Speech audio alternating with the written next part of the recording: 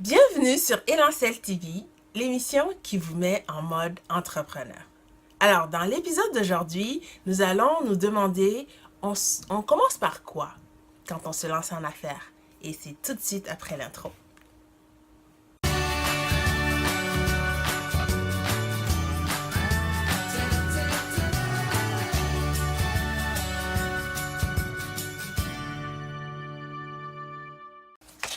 Alors, on commence par quoi quand on se lance en affaires? La réponse en général, c'est qu'on fait un plan d'affaires. Et ça, je l'ai fait. J'ai fait un plan d'affaires qui a fini par me dire que j'ai besoin de 150 000 dollars pour démarrer mon projet. Alors, qu'est-ce que vous pensez que j'ai fait? J'ai pris le beau document, je l'ai mis dans un tiroir et j'ai vagué à mes occupations. Et oui, j'avais pas les 150 000 dollars, alors voilà. Donc, le plan d'affaires a échoué dans en ce moment-là pour moi. Mais par contre, l'envie d'entreprendre, elle est restée. Et donc, pourquoi le plan d'affaires a échoué? Mes apprentissages de ce que j'ai appris, c'est que le plan d'affaires a échoué parce que j'étais partie à partir d'une idée. Donc, j'ai commencé par une idée, par le quoi, par une belle affaire que je trouvais que ça allait être vraiment intéressant. En fait, je vous la partage parce que là, maintenant, l'idée est déjà développée à un produit. C'est que je trouvais que les filles, on avait beaucoup de chaussures. Enfin, moi, j'en ai pas beaucoup, mais je trouvais que ça pouvait être pratique d'avoir deux paires de chaussures qui pouvaient se transformer pour toutes les occasions. Donc, c'était ça ma belle idée.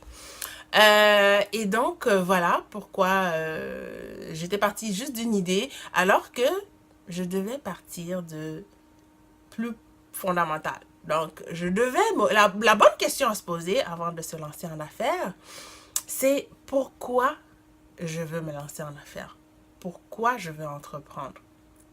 Et ça, on a tous nos raisons. Il y a autant de raisons que d'individus, mais je vous dirais que moi, avec les recherches que j'ai faites, on peut classer toutes ces raisons-là en 5 catégories.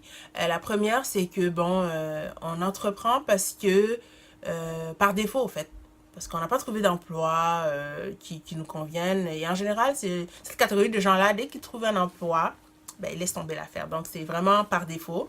La deuxième catégorie, c'est qu'on entreprend par tradition. Donc, dans la famille, on vient d'une famille d'entrepreneurs et on entreprend, c'est comme un chemin tout tracé. Et la troisième catégorie, oui, il y a des étoiles à mes yeux. Oui, c'est la catégorie de ceux qui entreprennent par conviction. Et donc, qui prennent ça comme un style de vie, qui veulent, enfin, qui veulent se réaliser, qui veulent avoir un mode de vie grâce à l'entrepreneuriat. Et oui, c'est la catégorie dans laquelle moi je me considère, enfin, que je pense que à laquelle je fais partie. Donc c'est pour développer, se réaliser, développer notre créativité, tout ça, pour un mode de vie. Et une autre catégorie ensuite qui est, elle, on va dire, parce qu'on est un peu dans l'eau chaude là, par urgence, on a une urgence, puis enfin l'entrepreneuriat est comme notre bouée de sauvetage. C'est un peu la catégorie de J.K. Rowling qui a parti à Harry Potter, donc elle était vraiment, on va dire, dans la merde, avec un enfant à charge, et puis voilà, elle s'est dit, ok, revenons à la base, qu'est-ce que je fais? J'essaie de raconter des histoires.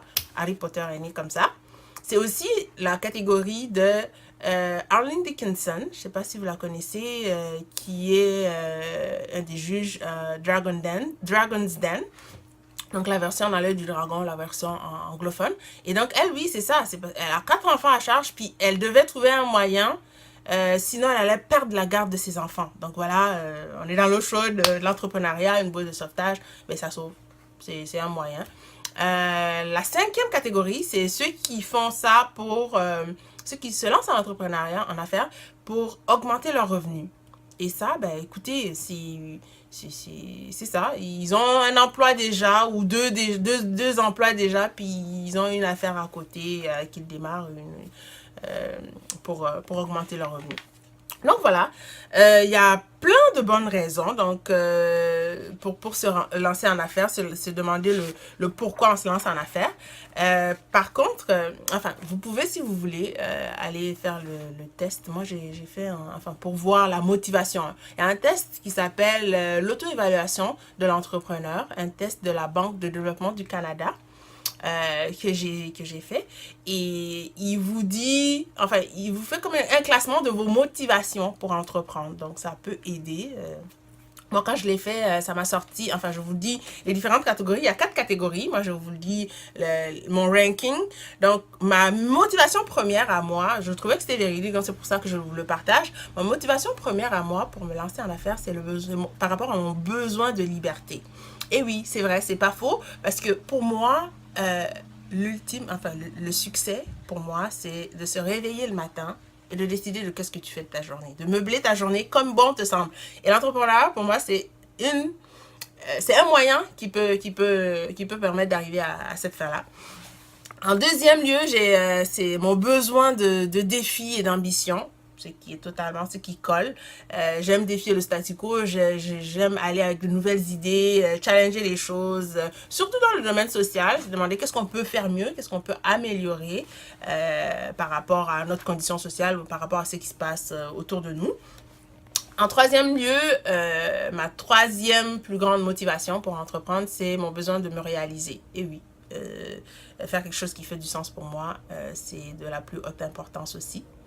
Ça prend du sens. Quand je fais quelque chose, j'ai besoin de voir un sens derrière ça. Et donc voilà. Et en dernier, ce qui n'est pas du tout étonnant, en dernier, ce serait le besoin de pouvoir. Et oui, j'ai pas de trip de pouvoir du tout. Je veux dire, j'aime être libre, alors je vois pas pourquoi je voudrais assujettir d'autres personnes, en tout cas. Donc voilà, ça faisait totalement du sens pour moi. Donc le test qui s'appelle auto-évaluation de l'entrepreneur de la BDC, c'est juste pour voir un peu à peu près c'est quoi votre motivation ou le pourquoi, ça peut juste donner des indices là, c'est pas nécessairement une vérité absolue non plus, c'est à vous de juger est-ce que ça cadre vraiment, est-ce que ça vous aide à clarifier vos motivations ou pas. Tout ça, toutes les raisons sont bonnes, on a chacune nos raisons. Par contre, il y a un dénominateur commun à toutes les raisons pour entreprendre. C'est comme le dit Arlene Dickinson, d'ailleurs, dans son livre All In.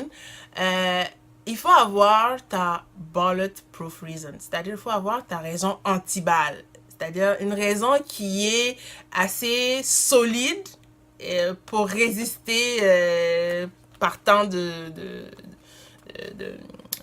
partant incertain, parce que c'est facile là, quand tout va bien de continuer à surfer, mais c'est quand les choses vont aller moins bien, il faut que ta raison soit fondamentale pour pouvoir passer à travers les temps durs. Donc c'est ça c'est le dénominateur de toutes les raisons, il faut que ce soit profondément ancré en toi. Donc, ta raison pour vouloir entreprendre. Et c'est sur la bonne raison, seul vous pouvez la trouver, elle appartient à chacun. Et c'est tout. Et ensuite, il faut être honnête envers soi-même par rapport à ce qu'on entreprend, par rapport au projet qu'on va entreprendre.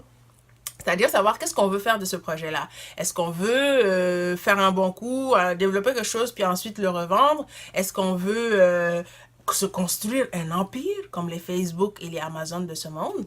Est-ce qu'on veut se construire une PME?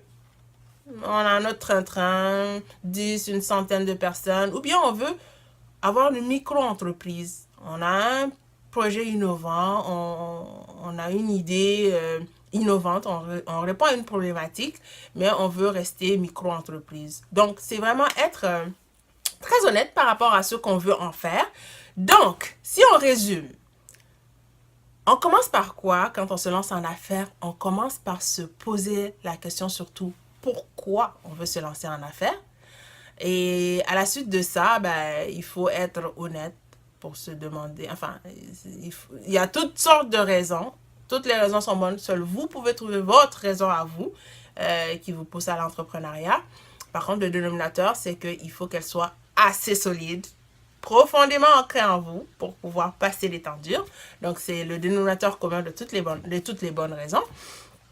Et voilà. Donc, et ensuite, oui, ensuite, être honnête par rapport à ce qu'on veut en faire. Est-ce que on veut construire quelque chose, la revendre? Est-ce qu'on veut construire un empire, une PME ou une micro-entreprise? Et voilà pour l'épisode d'aujourd'hui. Alors maintenant, le moment patate, j'ai appelé ça moment patate, c'est le moment de l'action. Ça va être l'action, je vais vous partager l'action que je vais faire ou que je vais prendre avant l'autre prochain rendez-vous, donc l'action de la semaine.